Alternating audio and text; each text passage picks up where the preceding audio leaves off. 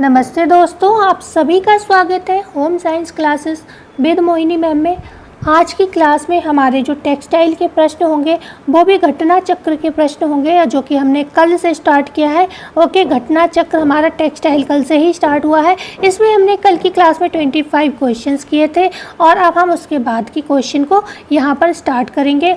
उससे पहले आप सभी से एक विनम्र निवेदन रहेगा मेरा कि भाई चैनल को अगर विज़िट किया है तो सब्सक्राइब ज़रूर करिएगा, क्योंकि जो ये आपका सब्सक्राइब है ना, ये मेरा क्या है ना, मेरे लिए मेरा भविष्य तय करता है एक इस चैनल YouTube पर। ठीक है, तो आपका सब्सक्राइब ही मुझे आगे लेकर जाएगा। मैं कतई ज़बरदस्ती नहीं करती हूँ कि नहीं आप करो सब्सक्राइब, लेकिन आप अगर मेरी क्लास को 10 मिनट भी रोज़ देखते हो, 5-20 मिनट भी देख लेते हो, तो मैं मानती हूँ कि कहीं ना कहीं थोड़ा बहुत आपको इस समय, क्योंकि अभी पेपर नहीं है कोई, तो इतना भी अगर आप देख ले रहे हो मेरी क्लास को, तो मैं मानती हूँ कि आप आते ज़रूर हो पढ़ने के लिए। ठीक है, हालांकि क्लास पूरी ही देखा करें। दूसरी बात, अभी आपको पता है एग्ज़ाम मतलब बीपीएससी का पेपर आप लगातार चल ही रहा है एक हिसाब से, और अभी भी आगे भी होने वाले हैं।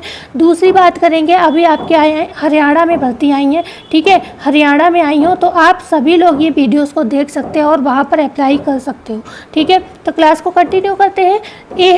26 क्वेश्चन है, छोटे तंतुओं को हटाने और बाकी को करीने से समानांतर रखने की प्रक्रिया क्या कहलाती है? क्या कॉर्डिंग कहलाती है, बी है ओपनिंग कहलाती है, सी है कॉम्बिंग कहलाती है, डी है ड्राइंग आउट कहलाती है। तो यहाँ पर देखो, कॉर्डिंग और जो कॉम्बिंग है, ये दो चीज़ें हैं, लगभग एक समान ही है।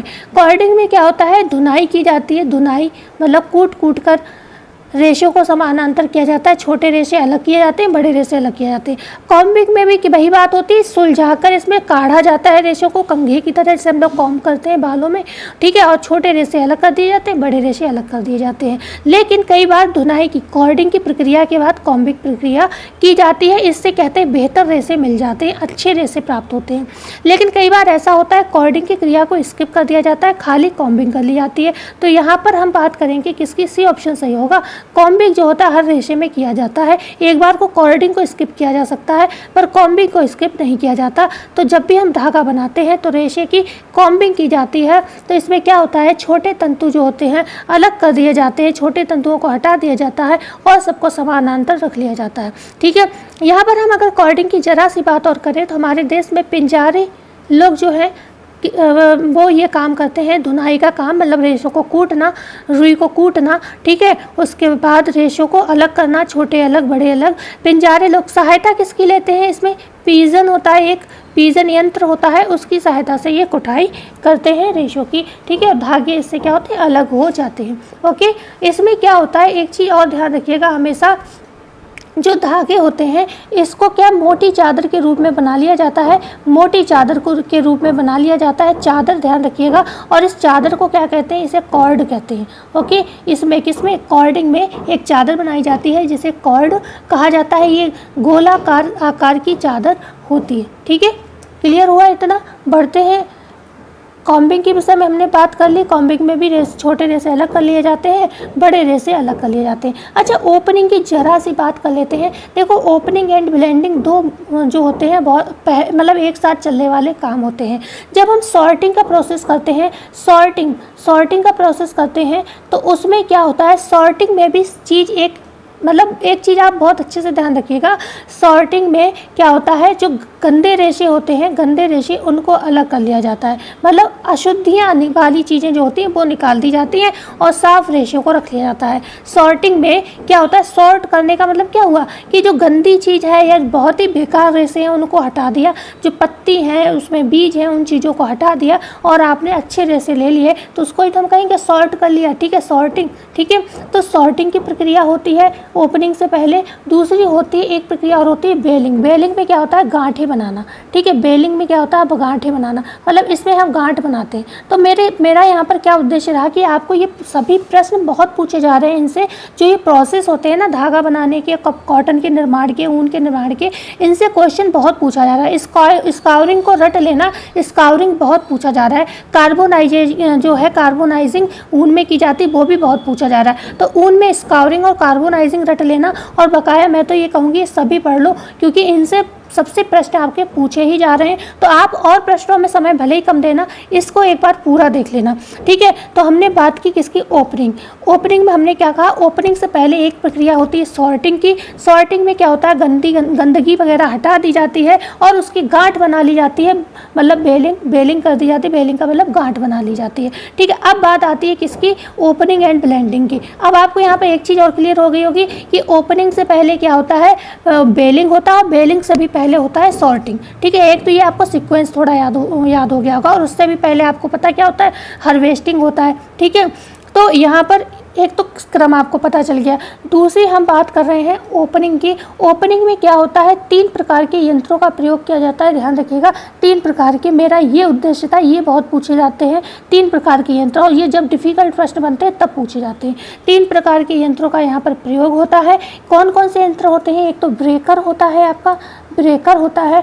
दूसरा क्या होता है आपका, मध्यवर्ती ब्रेकर बोला जाता है, या इंटरमिटेंट बोलते हैं इसको, ठीक है। दूसरा क्या होता है, इंटरमिटेंट इंग्लिश में कर लो, ज़्यादा अच्छा है, ऐसे चीज़ें ज़्यादा क्लियर होती हैं, ठीक है। इंटरमिटेंट कह सकते हो या फिर मध्यवर्ती यंत्र कह सकते हो।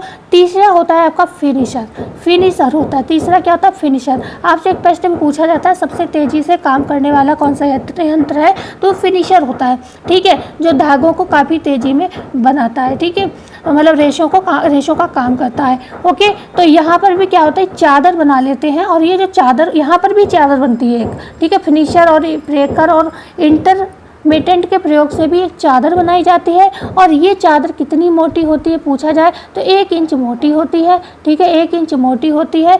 20 इंच क्या होगी, चौड़ी होगी, 20 इंच ये चौड़ी होती है, ठीक है, चौड़ी होती है, ओके, चौड़ी होती है। साथ ही साथ ये कितने केजी की होती है, तो ये 20 केजी की होती है, ठीक है। अब इतना क्लियर हुआ। अब बात करते हैं हम आगे की, क्वेश्चन नंबर 27, कैम्ब्रिक तथा पॉपलिन। 27 क्वेश्चन, कैम्ब्रिक तथा पॉपलिन में प्रयुक्त बुनाई कहलाती है ट्विल बुनाई, प्लेन बुनाई, वॉस्केट बुनाई या फिर सैटिन बुनाई।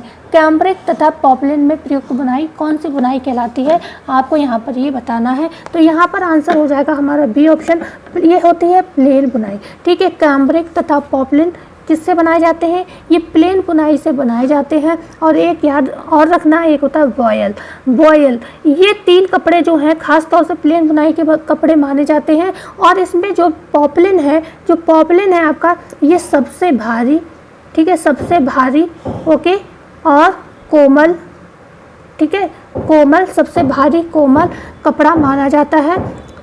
और ये सबसे कम पारदर्शी होता है। अगर पारदर्शी का मैं क्रम ही बता देती हूँ, आपको याद रहेगा, जो बॉयल होता है ये सर्वाधिक पारदर्शी कपड़ा होता है सादी बुनाई का, ठीक है, प्लेन बुनाई का ये सबसे ज़्यादा सर्वाधिक कैसा होता है, पारदर्शी कपड़ा होता है। दूसरे नंबर पे आता है आपका क्या, कैम्ब्रिक जो होता है इससे कम बारीक होता है, मतलब ये इससे कम पारदर्शी होता है। और जो यहाँ पर लास्ट वाला आपका बचेगा पॉपलिन, जो पॉपलिन है ये आपका लिखा हुआ है, पॉपलिन जो होता है सबसे कम पारदर्शी होता है, ठीक है। तो इन दोनों में ये पारदर्शिता का क्वेश्चन भी बना हुआ है, तो सबसे कम पारदर्शी पॉपलिन होगा, ठीक है। सेकंड नंबर पर कौन है, कैम्ब्रिक होता है। सबसे ज़्यादा पारदर्शी बिल्कुल जीना कपड़ा, वॉयल कपड़ा कहलाता है। ये आई होप आपका क्लियर हो गया होगा। बढ़ते हैं हम आगे, क्वेश्चन नंबर 27 है, तो ये 28 होगा, यहाँ पर 3 कैसे हो गया, 28 होगा ये, ओके। तो प्राकृतिक रेशों में सम्मिलित किए जाते हैं। ए है कपास, लीलन और नायलॉन, बी है नायलॉन, डेक्रोन और कपास, सी है कपास, लीलन और रेशम, डी है रेशम, नायलॉन और रेयॉन, ठीक है। तो यहाँ पर तो सीधे आपको आंसर पता ही चल गया होगा। 28 क्वेश्चन ध्यान रखिएगा, ये यहाँ पर राइट आंसर होगा सी ऑप्शन। कपास, लीलन और रेशम कैसे रेशे हैं, ये प्राकृतिक रेशे होते हैं। यहीं पर एक चीज़ ध्यान रखिएगा, यहाँ पर जो नायलॉन है, पॉलिएस्टर है, ये किस विधि से बनाए जाते हैं, तो ये मेल्ट मेथड से बनाए जाते हैं, ये भी ध्यान रखिएगा। साथ ही साथ आपका रेयॉन दिया है, रेयॉन किस मेथड से बनाया जाता है, ये आपको कमेंट करना है, ठीक है, कमेंट करना है, ये ड्राई मेथड से बनता है या वेट मेथड से, ठीक है। ड्राई या वेट में से बनेगा, क्योंकि मेल्ट तो मैंने आपको बता दिया, ठीक है। मेल्ट मैंने बता दिया, पॉलिएस्टर और नायलॉन बनते हैं। तो ड्राई और वेट में से किससे आपका रेयॉन बनता है और इनमें से किससे एसीटेट बनता है? इसमें एक से एसीटेट बनता है और एक से बनता है क्या, रेयॉन बनता है। अब ये दोनों मेथड के आंसर आपको देने हैं, ठीक है, क्योंकि ये थोड़ा बहुत आपको भी तो देखना चाहिए ना कि क्या बुक्स वगैरह उठाओ, थोड़ा नहीं कैसे तैयारी होगी। क्वेश्चन 4 है, निम्नलिखित पौधे से लीलन प्राप्त होता है। ए है कॉटन, बी है शहतूत, सी है फ्लैक्स और डी है नारियल। तो आपको सभी को पता है लीलन क्या है, फ्लैक्स से प्राप्त होता है। लीलन वनस्पति, देखो प्राकृतिक जगत से एक तो प्राप्त होता है, प्रकृति में किससे मिलेगा, वनस्पति से मिलेगा। वनस्पति में पूछा जाए किससे मिलेगा तो ये तने से प्राप्त होगा। और ये जो प्राकृतिक जगत में वनस्पति का पूछा जाए तो सर्वाधिक लंबा रेशा है, ठीक है। वनस्पति में ये सर्वाधिक लंबा रेशा होता है, लंबा रेशा होता है और इसका मतलब लंबाई लगभग 7 इंच तक हो सकती है, ठीक है, लगभग 7 इंच तक हो सकती है। तभी इसको हम कहते हैं ये जो है सबसे ज़्यादा लंबा रेशा ये माना जाता है, ठीक है। 7 इंच तक इसकी लंबाई हो सकती है। ओके, तो इतना क्लियर हुआ। बढ़ते हैं क्वेश्चन नंबर 8, 38, 39, अरे अच्छा यहाँ पर हाँ ये 28 था, क्या हो गया क्वेश्चन को, 27, 28 की बात कर ली, 29 की बात हो गई। अच्छा यहाँ पर नंबर गड़बड़ हो गए, 29 हो जाएगा यहाँ पर, ठीक है। ओके, यहाँ पर 29 था तो यहाँ पर 30 हो जाएगा। ये 30 क्वेश्चन है, कुछ गड़बड़ी हो गई है, अब शायद दिमाग कहीं और होगा या बीच में उठना पड़ता है ना, बच्चे छोटे हैं तो इस वजह से यहाँ पर थोड़ा बहुत गलती से क्वेश्चन ये गड़बड़ हो गए कुछ, ठीक है। डैश को एक विशेष समय में लोगों के बड़े समूह द्वारा स्वीकार की गई शैली के रूप में परिभाषित किया जाता है। ए है फैशन, बी है रुझान, सी है अपील, डी है सनक या फैड। क्या होगा आंसर? भाई वैसे ही बहुत इजी क्वेश्चन है मेरे हिसाब से, ठीक है। मेरा तो व्यू यही है कि ये बहुत इजी क्वेश्चन है, इसे का आंसर सभी को पता होना चाहिए।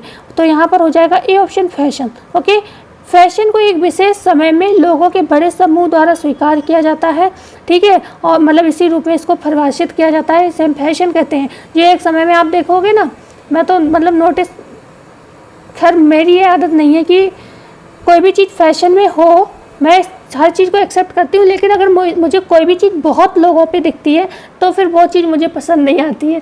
तो मेरा थोड़ा ये है, लेकिन ये नहीं है कि आप मुझे लैगार्ड कहोगे कि मैं हर चीज़ को बाद में एक्सेप्ट करती हूँ, तो वो चीज़ बिल्कुल नहीं है। लेकिन मुझे भेड़ चाल में चलने की आदत नहीं है, ठीक है। क्वेश्चन है 31, चिकनी फिनिश के साथ कपड़े का उत्पादन करने के लिए एक आवश्यक प्रारंभिक प्रक्रियाओं में से एक है।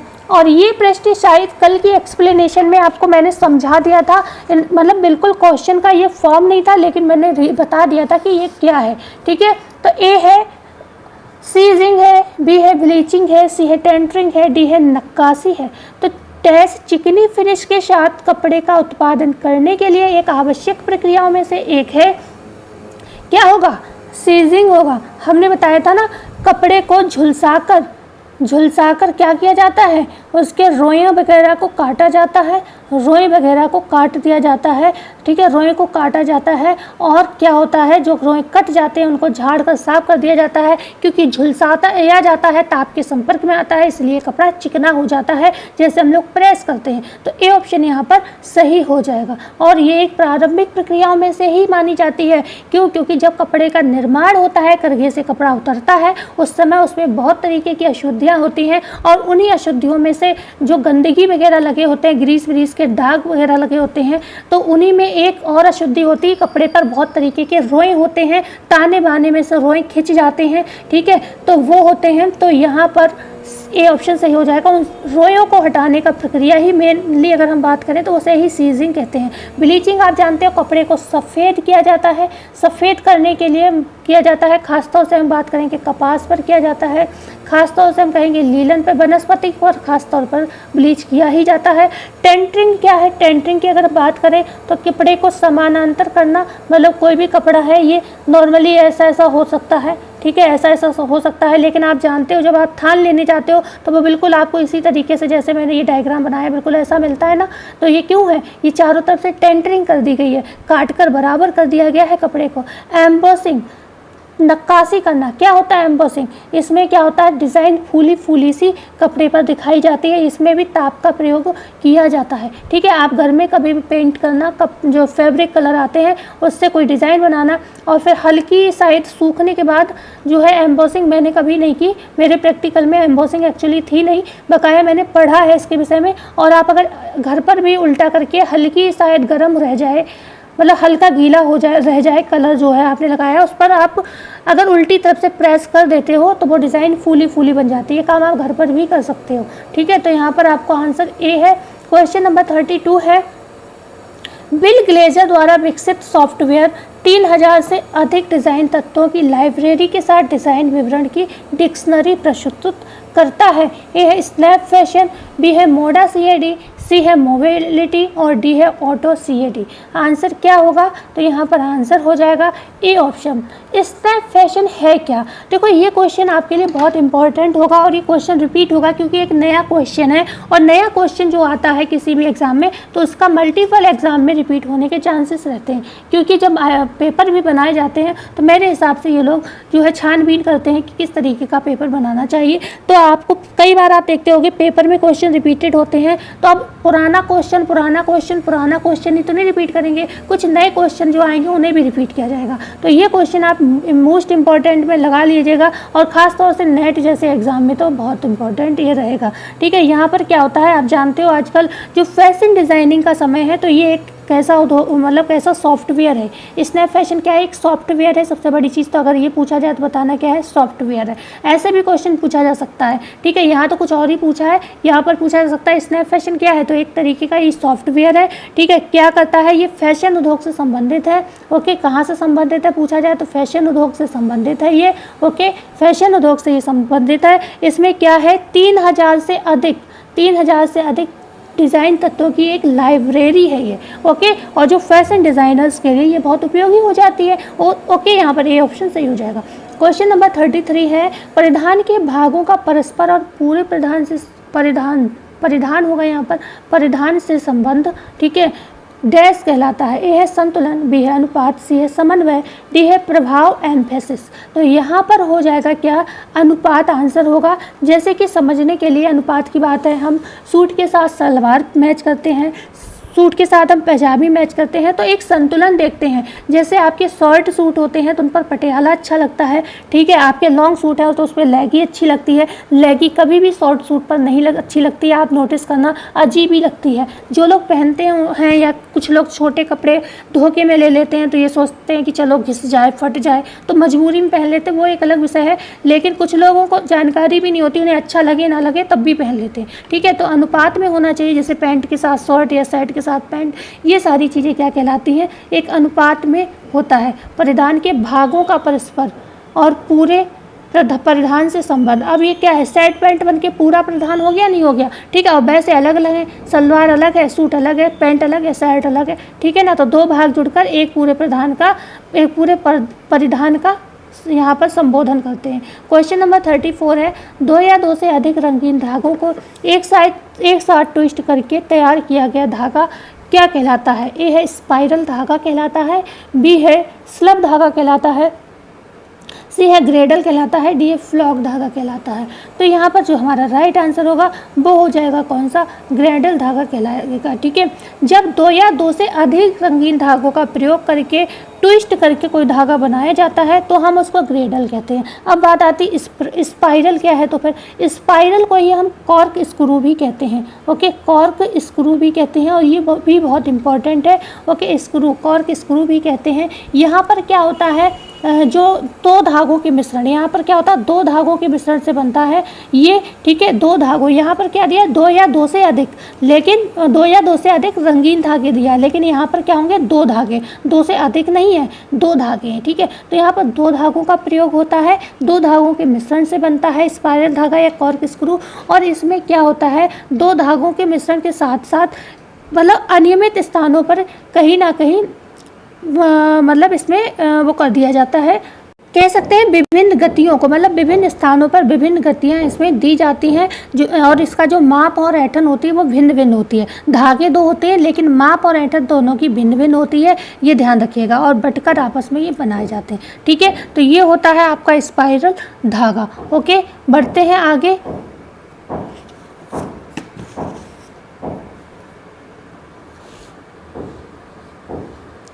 स्पाइरल हो गया, ग्रेडल हो गया आपका, और क्या हो गया, अच्छा स्लब धागा भी दिया है। स्लब धागों में क्या होता है, इसमें क्या होता है, स्लब का भी थोड़ी सी बात कर लेते हैं। स्लब दिया हुआ है यहाँ पर, नियमित स्थानों पर ऐंठन नहीं दी जाती इसमें, मतलब नियमित स्थानों पर ऐंठन नहीं होगी, क्या होगी, अनियमित स्थान, मतलब कहीं पर भी ऐंठन दे दी जाएगी, कहीं पर काफ़ी लंबा स्थान छोड़ दिया जाएगा, कहीं पर थोड़ा स्थान छोड़ा जाएगा, तो नियमित स्थान पर ऐंठन इसमें नहीं दी जाती है। ठीक है, जैसे हर लगभग हम धागे में एक नियमित स्थान पर ऐंठन देते हैं, पर इसमें क्या होता है, नियमित स्थान फिक्स नहीं होता है ऐंठन देने का, और कहीं पर ऐंठन कम दी जाएगी और कहीं पर ऐंठन अधिक दी जाएगी। ठीक है, कहीं ऐंठन कम होगी और कहीं ऐंठन अधिक होगी। अगर ये पूछा जाए तो आप कहोगे वो कौन सा धागा हो जाएगा, वो आपका स्लब यार्न हो जाएगा, जिसमें ऐंठन फिक्स नहीं होती है, कहीं पर अधिक होती है, कहीं पर कम होती है। तो आई होप इतना क्लियर होगा। क्वेश्चन नंबर 35, कर्नाटक की कसीदाकारी कहलाती है। ए है कांथा, बी है चंबा, सी है कसूती, डी है फुलकारी। तो जो कर्नाटक की कसीदा है क्या कहलाती है भाई, कर्नाटक की कसीदाकारी कसूती कहलाती है। ठीक है, कसूती कहलाती है। अच्छा, कांथा वहीं पर बात करें कहाँ की है, तो बंगाल का हो जाएगा कांथा बंगाल का हो जाएगा। चंबा रुमाल कहाँ का, हिमाचल प्रदेश का हो जाएगा। ठीक है, हिमाचल प्रदेश हो जाएगा यहाँ पर। और यहीं पर बात करें फुलकारी, तो ये पंजाब की हो जाएगी। ठीक है, पंजाब की हो जाएगी। गुजरात की ऐसी पटोला हो जाएगी। सारी टाई एंड डाई आपकी गुजरात की भी है, मतलब कुछ कढ़ाइयाँ होती हैं, कुछ पेंट मतलब ड्राइंग करने का तरीका होता है। ठीक है, तो ये सारी चीज़ें पूछी जाती हैं। क्वेश्चन नंबर यहाँ पर 36 है, एक फैशन चक्र में वह चरण जहाँ शैली को स्वीकृति मिलती है। ए है परिचय, बी है वृद्धि, सी है शिखर, डी है पतन। तो जहाँ पर जिस चरण पर फैशन शैली को स्वीकृति मिलती है उसे हम कहते हैं वृद्धि। ठीक है, वृद्धि कहते हैं, और यहाँ पर जब वृद्धि मिलती है तभी वह चीज़ क्या होती है, फैशन में आ जाती है, और बहुत से लोगों को किस द्वारा एक साथ ये स्वीकृति मिल जाती है। बहुत से लोग इसको पसंद करते हैं एक साथ, लेकिन एक अवस्था यहाँ पर ऐसी भी आती है जो बिल्कुल डाउन हो जाती है। ठीक है, जब वृद्धि होती है तो वृद्धि के बाद क्या होगा, कोई भी फैशन है पर पीक पर जाएगा। ठीक है, शिखर का मतलब क्या हो गया, पीक। ठीक है, पीक पर जाएगा मतलब लगभग लोग इसको पसंद करेंगे। फिर क्या होगा, धीरे धीरे डाउन होगा, जो आपकी घंटी है वो धीरे धीरे क्या होगी, डाउन होने लगेगी। फिर क्या होता है, उस फैशन का एक दिन पतन हो जाता है। ठीक है, तो इस तरीके से चीज़ें चलती हैं। ओके, क्वेश्चन नंबर 37 है, ढाका का मलमल का निर्माण होता है। ए है सूती रेशों से, बी है ऊनी रेशों से, सी है कृत्रिम रेशों से, डी है रेशमी रेशों से। तो ढाके का मलमल का निर्माण किससे होता है भाई, सूती रेशों से होता है। और इसके विषय में काफ़ी किंवदंती प्रस्तुत है। माचिस की डिब्बी में समा जाना, अंगूठी में से निकल जाना, ये सारी चीज़ें किसके विषय में, ढाका के विषय में। अगर कहेंगे हम जामदानी की बात करें तो ये जामदानी जो है ढाके का एक प्रसिद्ध जो वस्त्र माना जाता है। ठीक है, ये भी मतलब इसका ढाका की जो मलमल है उसका सबसे ज़्यादा अच्छा कपड़ा ये माना जाता है। ठीक है, और सूती रेशों से जो ये मलमल होती है, मलमल का जो काम होता है ये हाथों के द्वारा किया जाता है। खासतौर से बारिश के दिनों में किया जाता है। ये सारे शब्द याद रखिएगा, क्योंकि ये बारिश के दिनों में धागा ज़्यादा टूटे नहीं, तो नमी का वातावरण होता है, इसलिए बारिश में ये किया जाता है। तो क्वेश्चन नंबर 38 है, उल्टा टाँका कहते हैं। ए है पर्ल को, बी है मिस टाँके को, सी है टक टाँके को, डी है पर्ल टाँके को। तो हम उल्टा टाँका किसे कहते हैं भाई, ये हम कहते हैं पर्ल टाँके को। ए ऑप्शन हमारा यहाँ पर सही हो जाता है। ओके, ए ऑप्शन सही हो जाएगा, पर्ल टाँके को हम कहते हैं उल्टा टाँका। क्लास लंबी हो रही है बहुत, आप लोग देखते हो नहीं लंबी क्लास, इसलिए मुझे डर लगने लगता है। 20 मिनट से जैसे ही क्लास ऊपर होती है मेरी धड़कनें तेज हो जाती हैं। क्वेश्चन नंबर 39, कांथा कढ़ाई कहाँ से संबंधित है। ए है पंजाब, बी है उत्तर प्रदेश, सी है बंगाल, डी है गुजरात। तो कांथा कढ़ाई अभी हमने शायद बात की थी, बंगाल से संबंधित है। ठीक है, कांथा कढ़ाई बंगाल से संबंधित है।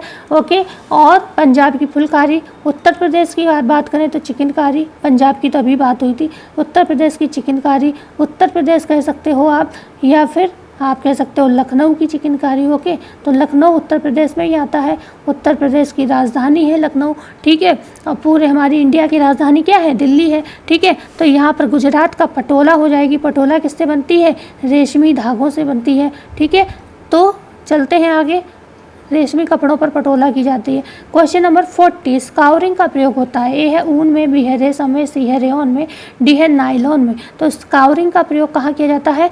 ऊन में किया जाता है। कल भी हमने जस्ट यही बताया था आपको, जो स्काउरिंग होता है पहले ऊन को साफ करने का प्रोसेस किया जाता है, उसको फिर उसको मतलब कई तरीके से धोने का प्रोसेस किया जाता है, लेकिन जब नहीं साफ़ होता है ऊन तो उस पर क्या होता है? कार्बोनाइजिंग का प्रोसेस किया जाता है। ठीक है, कार्बोनाइजिंग का प्रोसेस किया जाता है। कल ही आपको बताया था कार्बोनाइजिंग में प्रयोग किसका होता है। अगर ये पूछा जाए तो हमने बताया था क्या बताया था आपको? हाइड्रोक्लोरिक अम्ल। सो ठीक है, HCl हाइड्रोक्लोरिक अम्ल प्लस H2SO4 जिसे सल्फ्यूरिक अम्ल कहते हैं। ठीक है, इनका प्रयोग किया जाता है। थोड़ा दिमाग से मिस हो गया यहाँ पर। HCl हाइड्रोक्लोरिक अम्ल और H2SO4 का प्रयोग होता है, तब जाकर कार्बोनाइजिंग का प्रोसेस यहाँ पर किया जाता है ऊन में। क्वेश्चन नंबर 41 है, निम्न में से कौन सा एक बैट रंजक है? ए है हल्दी, बी है नमक, सी है कोलतार, डी है इंडिगो। तो यहाँ पर कौन सा बैट रंजक होगा ये बताना है आपको। तो बैट रंजक आप सभी जानते हो, डी ऑप्शन सही होगा। ओके, डी ऑप्शन सही होगा, हो जाएगा इंडिगो। ओके, इंडिगो क्या है? एक वेट रंजक है। इंडिगो कैसा होता है? ये पानी में घुलनशील होता है, और जब पानी में कोई आराम से घुल जाए तो वो चीज़ कपड़ों के लिए अच्छी हो जाती है, कपड़ा उसे अवशोषित कर लेता है जल्दी। ठीक है, तो पानी में ये घुलनशील होता है, और इस वजह से इसको सबसे पहले जब ये इंडिगो आया था तब इससे क्या रंगते थे? इससे तौलिया हो गए। ठीक है, तौलिया, मेज पोस्ट इत्यादि रंगे जाते थे, या टेबल कवर के किनारे रंगे जाते थे। ठीक है, लेकिन आज के समय में इससे सभी प्रकार के कपड़े जो है आप रंग सकते हो। ठीक है, इंडिगो से। ओके ओके, आगे बढ़ते हैं। इसी में अगर हम बात करें, ये 3 ग्रुप में पाई जाती हैं, 3 समूहों में पाई जाती है। आपको ये 3 समूह पता होगा। एक तो इंडिगो और इंडिगो सोल बोलते हैं। इंडिगो, ओके, इंडिगो सोल और algosol. Indigo, Indigo soul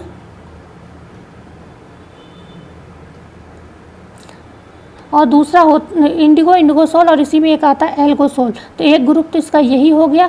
ठीक है, ये एक ग्रुप हो गया। तीसरे ग्रुप की बात करेंगे, दूसरे ग्रुप की बात करेंगे जिसमें होता है एंथ्राक्विनॉइड,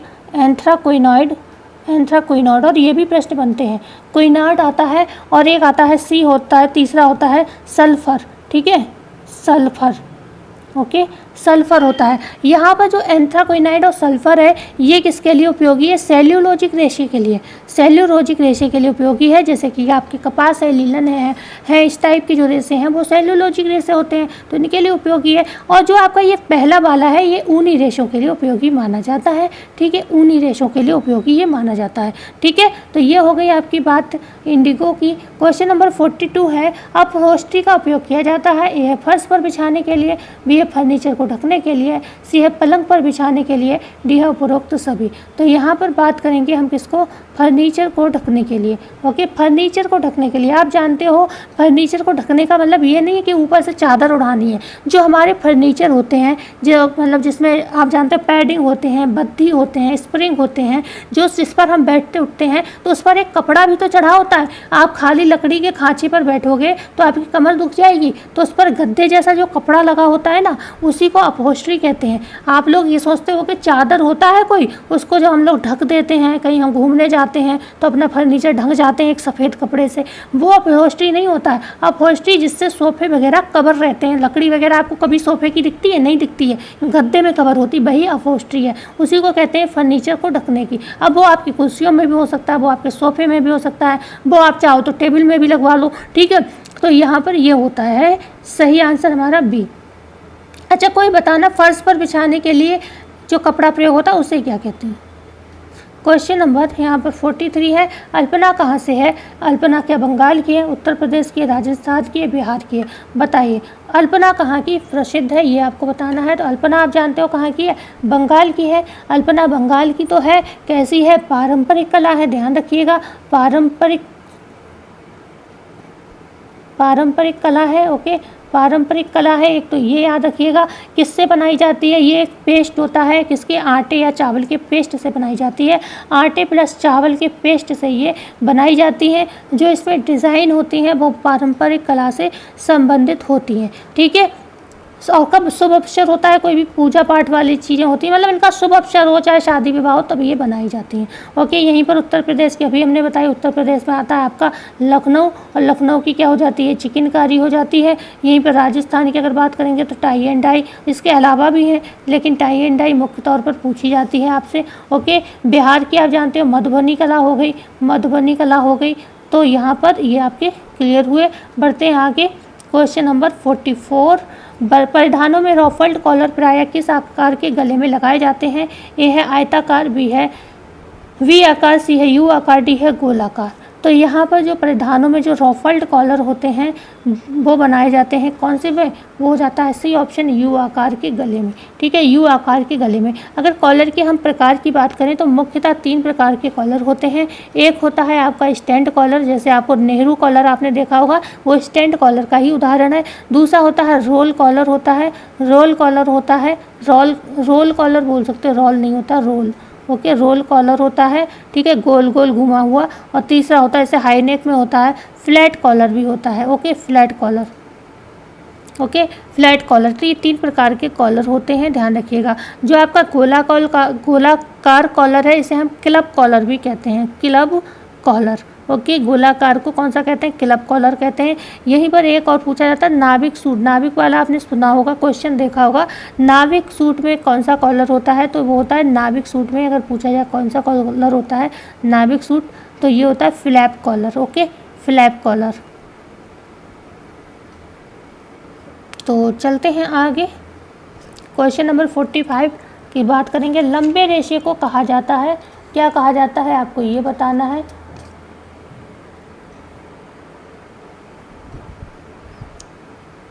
स्टेपल, स्पन, फिलामेंट या इनमें से कोई नहीं। तो लंबे रेशे आपकी सभी जानते हो क्या कहलाते हो, जैसे हम फिलामेंट कहते हैं, दीर्घ आकारीय कहते हैं, दीर्घ आकारीय कहते हैं। ओके, अविरल कहते हैं, ध्यान रखिएगा, अविरल धागे भी कहते हैं। ओके, लंबाई किस में होगी आपकी, मीटर में होगी, या मीटर में होगी, और किस में होती, गज में होती है ये लंबाई।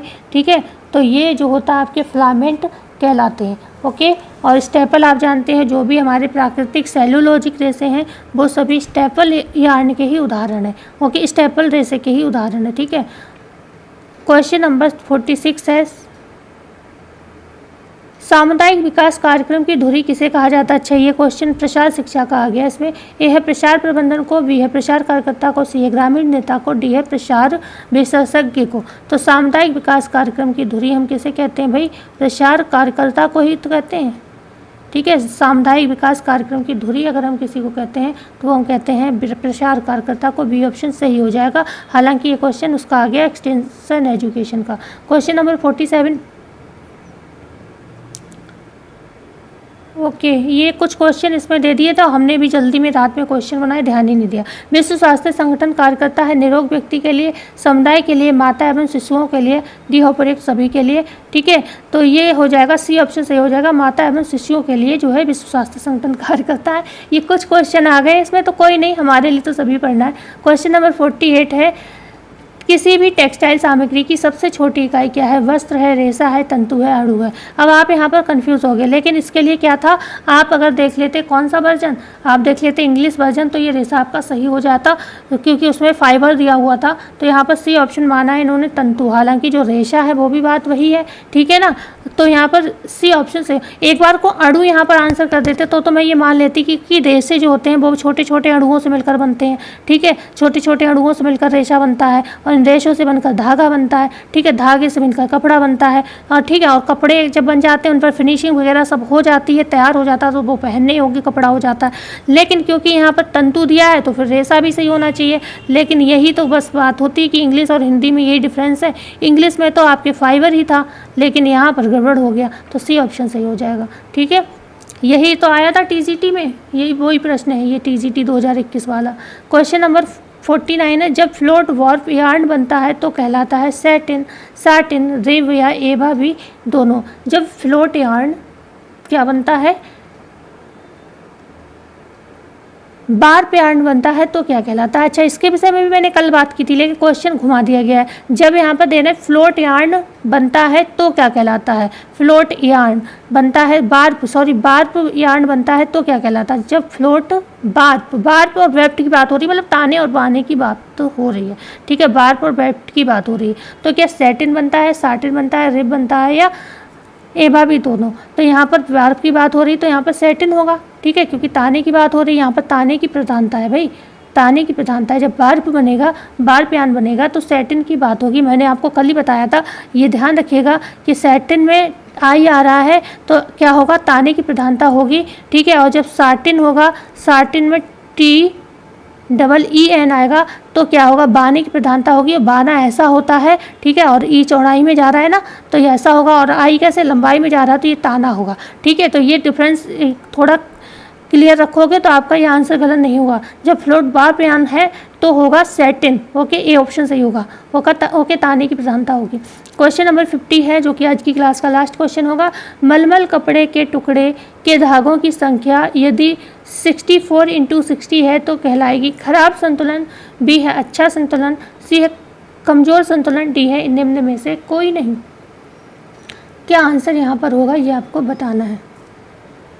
तो यहाँ पर भी आपका आंसर हो जाएगा बी ऑप्शन अच्छा संतुलन, ठीक है, अच्छा संतुलन यहाँ पर आंसर सही होगा, बी ऑप्शन सही हो जाएगा, ठीक है।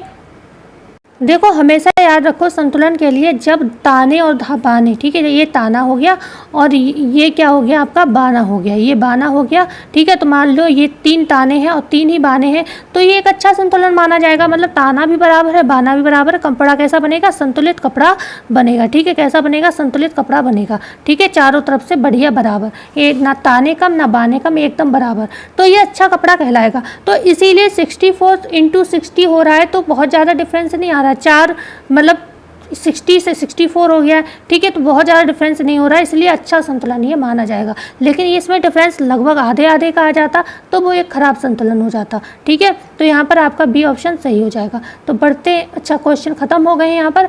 क्लास कैसी लगी ना बताना भूलिएगा, और अच्छी लगी हो तो लाइक शेयर एंड सब्सक्राइब जरूर करिएगा। मिलते हैं इसी वीडियो में, जब तक के लिए धन्यवाद।